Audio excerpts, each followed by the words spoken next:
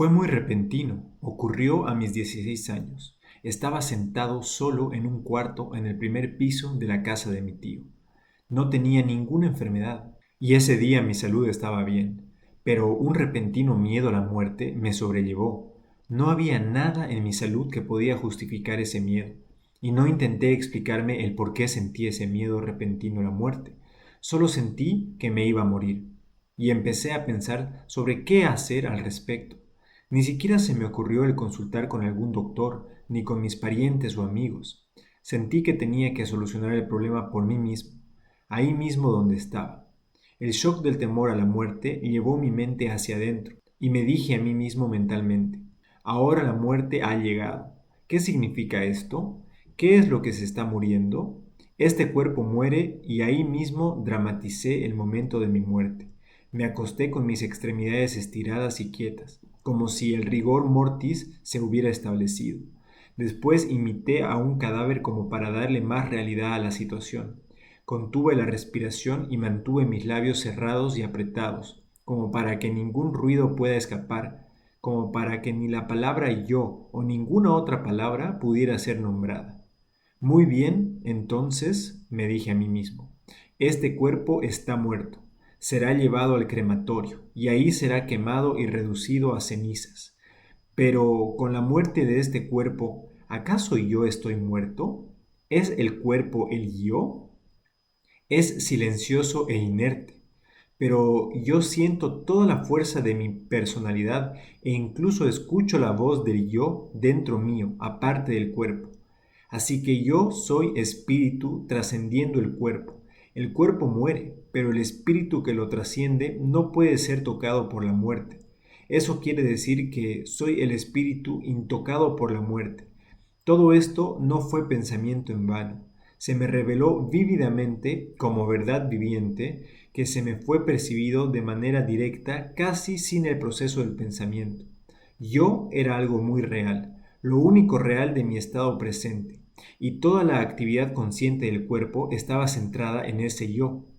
Desde ese momento en adelante, el yo o el ser concentraba la atención en sí misma por una fascinación poderosa.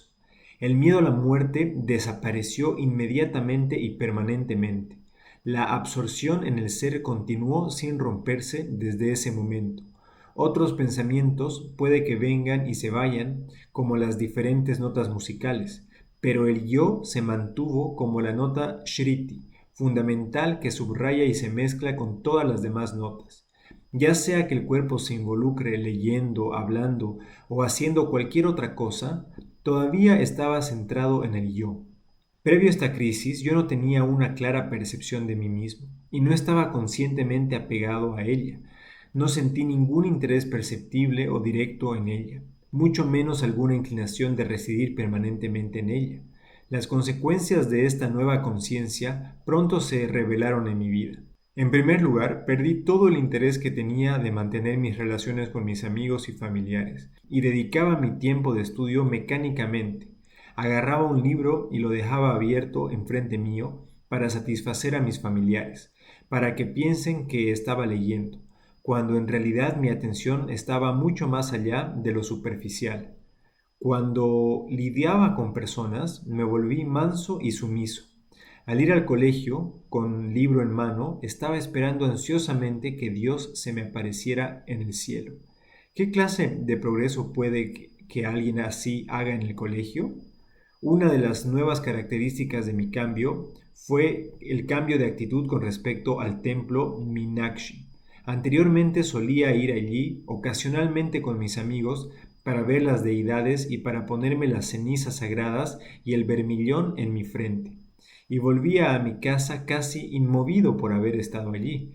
Pero después de mi despertar, solía ir ahí casi todas las noches. Solía ir solo y me paraba quieto mirando la imagen de Shiva, Minakshi o Nataraja.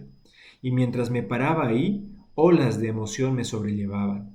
El alma había perdido su apego en el cuerpo cuando renunció a la idea de que yo soy el cuerpo, y estaba buscando un nuevo apego. Por eso las frecuentes visitas al templo y el derramamiento del alma en lágrimas. Este era el juego de Dios con el alma. Solía pararme frente a Dios, el controlador del universo y del destino de todos, el omnisciente y omnipresente, y a veces le rezaba para que descienda su gracia sobre mí, para que mi devoción crezca y se vuelva perpetua. Era más común cuando no rezaba y simplemente dejaba que lo profundo que había en mí fluya.